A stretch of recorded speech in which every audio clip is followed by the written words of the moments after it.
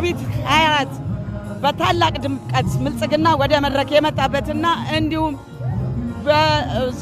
ዶክተር አብይ በዚህ በ8 ዓመት ውስጥ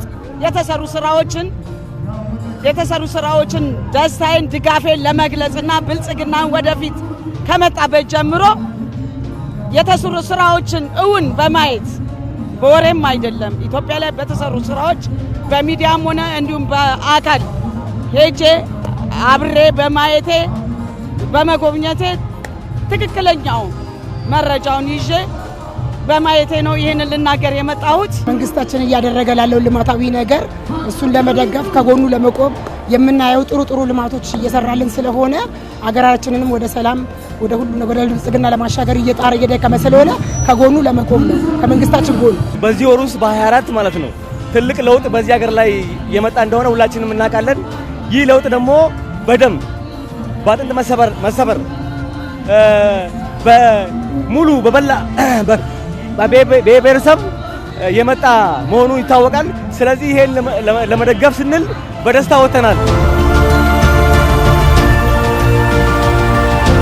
የመንግስትና ፓርቲ ይሄን ስልጣን ሲረከብ ሀገርን የማስተዳደር ኃላፊነት ሲወስድ ጽንፍ የረገጡ የፖለቲካ አመለካከቶች ወደ ማዕከል እንዲመጡና ኢትዮጵያ ባለቤት አጣ፣ ኢትዮጵያ አንድነት አጣ፣ ኢትዮጵያ በጽንፍ ፖለቲካ የተሰቃየችበት የተቸነከረችበት ጊዜ ነበረ።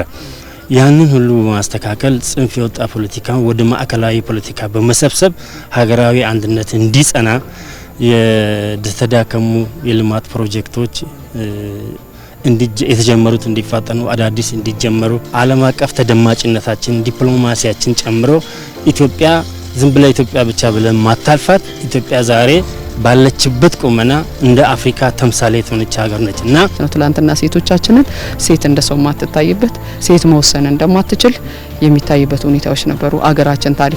በሀገራችን ታሪክ ውስጥ የሚወራላት እንኳን አልነበረ ማለት ነው። አሁን ግን የመጋቢት ትሩፋቶች ብዙ ሴቶቻችንን ወደ ሚኒስተርነት ወደ ትላልቅ አመራርነት ውሳኔ ሰጭለትን እኩል ሰው ናቸው ተብለን ጠረጴዛ ላይ ወንበር ላይ ቁጭ ብለው ውሳኔ መስጠት ሁኔታ ላይ የምንገኝበት የመጋቢት የካቲት ትሩፋቶች ናቸው ማለት ነው።